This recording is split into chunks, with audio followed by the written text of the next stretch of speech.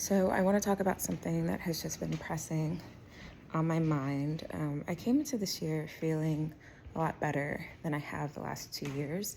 The last 2 years have been wild, to say the least, and not like in a cute way. They've been a lot for me and my family, on top of, just being in a pandemic and having all those things going on, and, kind of the whole world having a new face. And having said that, one of the things that has been really helpful for me is I wrote a book a few years ago now, which is crazy. It was a book of affirmations called Speak Those Things, 52 Affirmations to Build a Life You Love. And I wrote that book basically from 2018 to 2019, and then I released it in 2019. And I remember how much I not only just enjoyed writing the affirmations, but how transformative that practice was in my life, along with meditation and yoga and devotionals, and just kind of those different pillars that help me have a holistic life spiritually. But there was kind of this blind spot that I had, and this is what I want to talk about. And I'm really thankful because I came across this video, and in the video, the guy was like, you can have all these practices and you can do all these things, but what are you actually meditating on in your mind when you're not doing those things? And I remember when I heard that, I was kind of like, well, obviously, you have to be kind to yourself. You have to be gentle with, how you talk to yourself and stuff like that. But he took it a step further. And what he was really speaking about is in those moments where we revisit pain, in those moments where we revisit whatever trauma or traumatic things that we've gone through, how long are we staying in that place? How are we reworking those thoughts so that we aren't trapped there?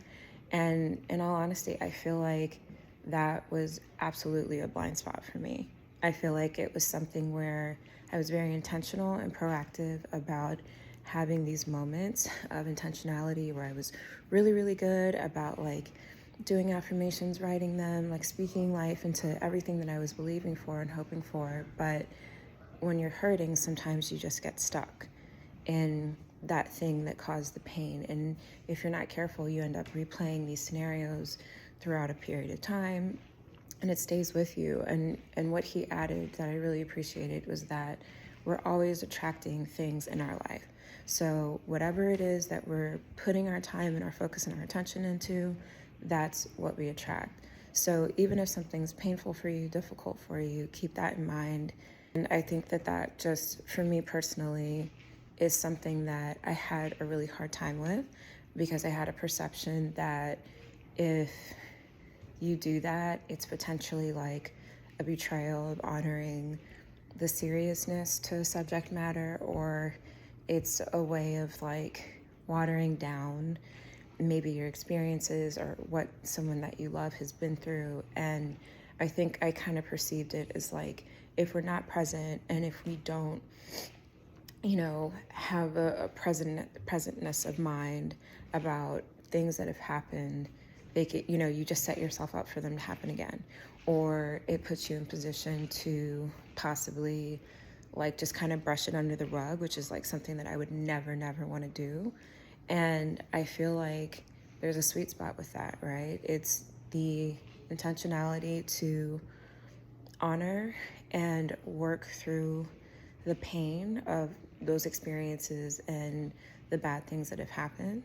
But I think it's also a commitment to the future, pushing forward and identifying that it's really, really important to be able to fill your mind with positive things, right? To fill your mind with things that bring you peace and joy and happiness, and that are a reflection of God's love.